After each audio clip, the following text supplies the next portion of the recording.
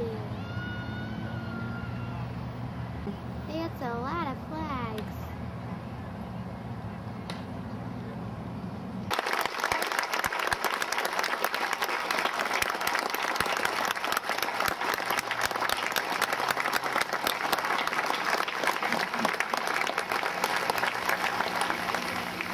What a fine example of a soldier and of a Salem police officer. Wow.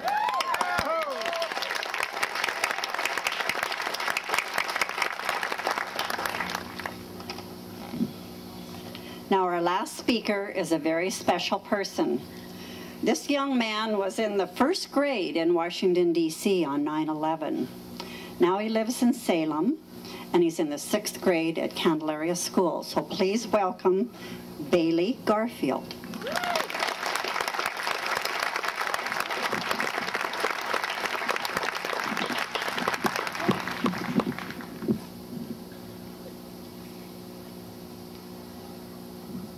Hello, I'm BaileyGarfield. I'm 11 years old and a 6th grader here in Salem at the Jane Goodall Environmental Middle School. I am not a native Oregonian. Until the winter of 2002, I lived my entire life in the Washington, D.C. area. When I was 6 years old, my parents told me that we were moving to Oregon. I didn't want to come here. I asked why we had to move, and my dad said because he and my mom had always wanted to live on the West Coast. I didn't know then that that was not the whole answer. Now I know the bigger reason is something different. In the September of my 1st grade, during the first week of school, something extraordinary happened. It was a sunny, beautiful day, a school day like no other. After a while, kids started being called to the office to go home for the day. This was not so unusual. I'm not the world's best noticer of things, but as more and more of my friends left, I started noticing. By the end of the day, I was the only one left in my class. That had never happened before.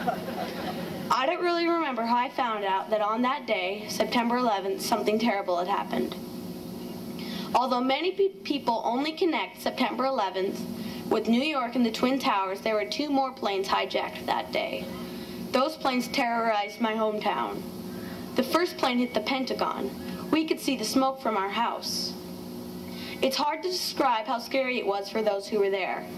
The fighter jets circled endlessly in the sky. The roads were packed with people trying to escape. Everyone was glued to the news. We saw people running in panic from the White House and from the Capitol building. There were soldiers in the streets. The phone lines were jammed.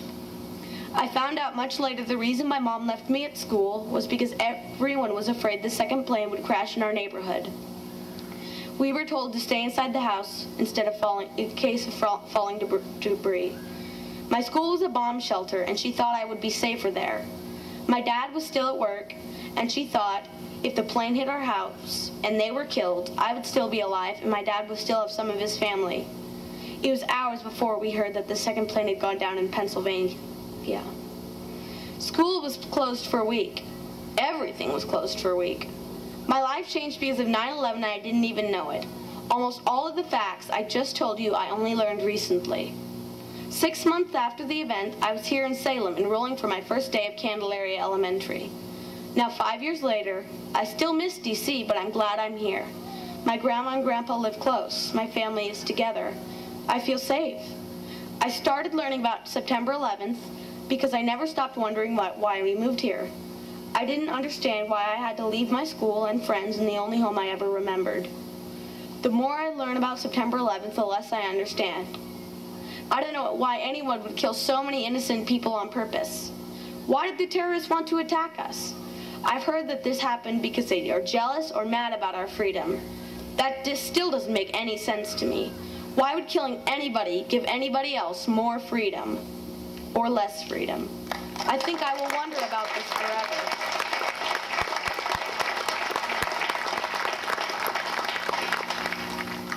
I think I will wonder about this forever. But one thing I've taken from 9/11 is that I learned that many people acted bravely, ordinary people just like us. I learned that the reason that the second plane didn't crash anywhere near my house is because the passengers rose up faced their fears and took action. I hope none of us ever has to face down a terrorist.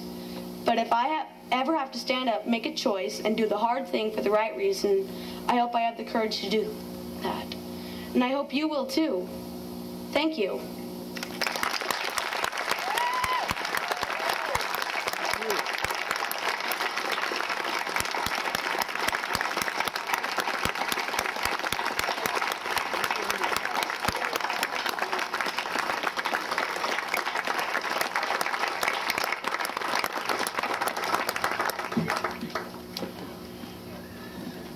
And that's why we all do what we do, isn't it? For those great young people. And aren't we glad Bailey moved to Salem, Oregon?